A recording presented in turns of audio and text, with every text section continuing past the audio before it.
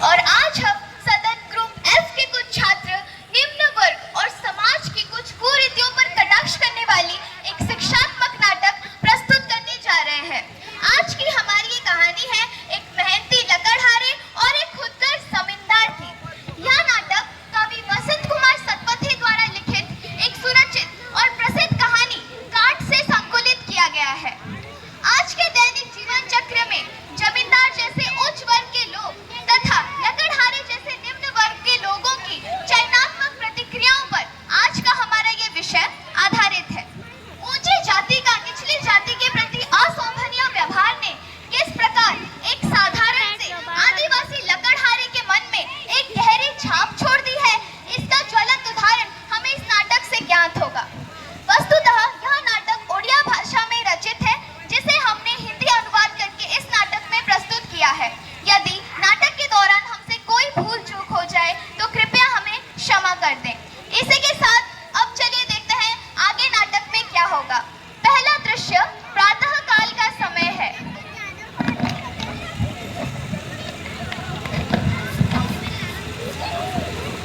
सुनती हो, घर में कुछ खाने के लिए है, मैं लकड़ियाँ काटने जा रहा हूँ। अरे भाग्यवान, आज घर में खाने को मिलेगा कि नहीं? खाने के लिए तो कुछ नहीं है, सिर्फ पानी ही है। ठीक है, वही दे दो।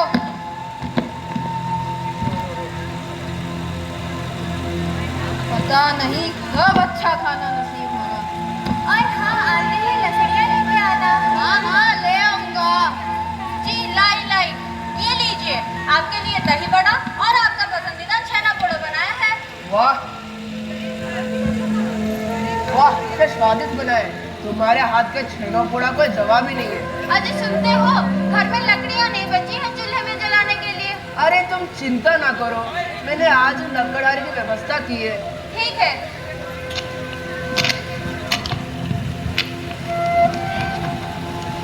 लकड़हारा लकड़ियाँ का तना लेके जमींदार के यहाँ पहुँच जाता है और बाकी के बचे पैसे उन्हें लौटा देता है।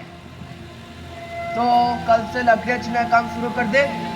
वो क्या है ना साहब, कि कल ही से ही हमारे गांव में हम आदिवासियों का एक महान और खास उत्सव शुरू हो चुका है। तो क्या मैं बस दो दिन बाद अपना काम शुरू कर दूं? क्या कहा? आदिवासी मेला, बड़ा उत्सव? नहीं, तुझे काम करने कल से काम शुरू करना पड़ेगा। ये संस्कृति विरासत का भाषण कहीं और जाके देना। बड़ा या संस्कृति वाला। मैं कल ही से ही काम शुरू कर दूंगा। हाँ, ये हुई ना बात। अब अगले दिन जमींदार अपने बरामदे पर कुर्सी डाले अखबार पढ़ रहा होता है। उस अखबार में हमारी सरकार द्वारा आदिवासी और निम्न वर्ग के लोगों के उत्थान के लिए जितनी भी सुविधाएं और योजनाएं बनाई हैं, उसका वर्णन रहता है। अब आगे। न्यू स्कीम्स फॉर आदिवासी। शायद सरकार कितनी भी कोशिश कर ले, पर ये अनपढ़ हमेशा अनपढ़ ही रहेंगे।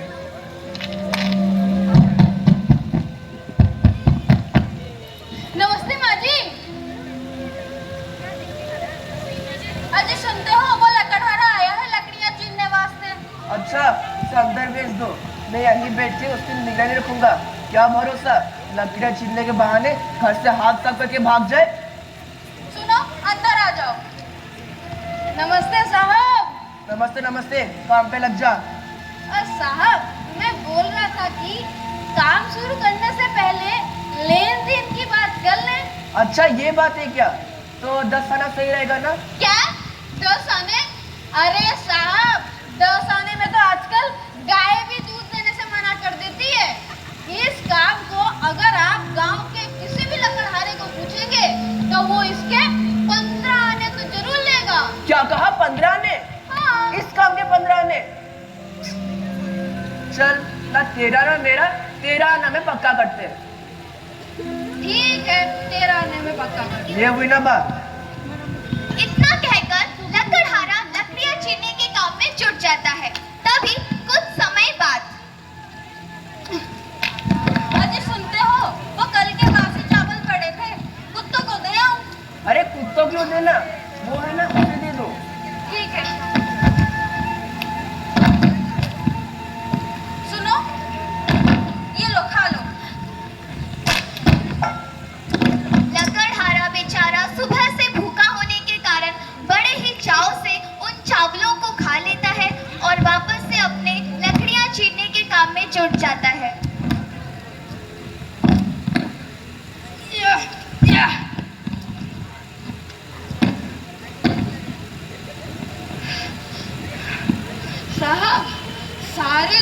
को समान तरह से काट लिया है।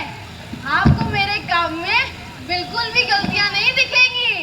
हाँ बस बस, ये ले तेरे मेहनत के पैसे और चलता बन, ये ले। और हाँ, ये पूरे 15 आने दिए हैं, बाकी के 2 आना वापस कर दे मुझे। अरे साहब, क्यों गरीब के पेट में लात मारते हो? आप ठहरे इतने बड़े आदमी, ऐसी बातें आपको शोभा नहीं देती। अरे केवल 2 आने की तो बात है, मैं कभी और आकर आपको ये 2 आने का काम कर लूंगा, या कल ही आकर आपको 2 आने दे दूंगा। ऐसे कैसे? 2 कौड़ी की जवान है तेरी, मुझसे बहस करता है। मुझे मेरे पैसे अभी कभी वापस चाहिए। क्या भरोसा, पैसे मिलते तो भाग जाए, अपने दर्शन ना दे हमें। क्या भरोसा? साहब, मैं आपके घर में सुबह से लेकर शाम तक भूखे पेट काम करता रहा, आपके ताने सुने। आपको क्या लगता है आपने मुझे थोड़े से चावल खाने को क्या दे दिए? आपने मुझे खरीद लिया? साहब, हम गरीब जरूर हैं, पर हम ईमानदार और अपने बात के पक्के हैं। मुझे नहीं चाहिए आपका ये पैसा।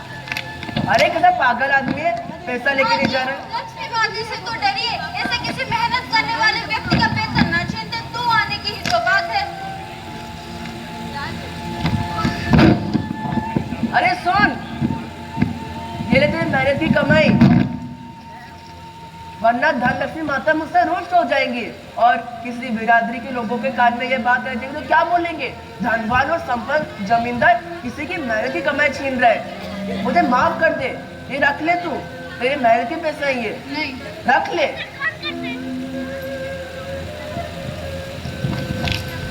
तो आज के इस 21वीं शताब्दी में भी उच्च और नीच वर्ग में लोगों को बांटकर उनके बीच एक लकीर खींच दी गई है।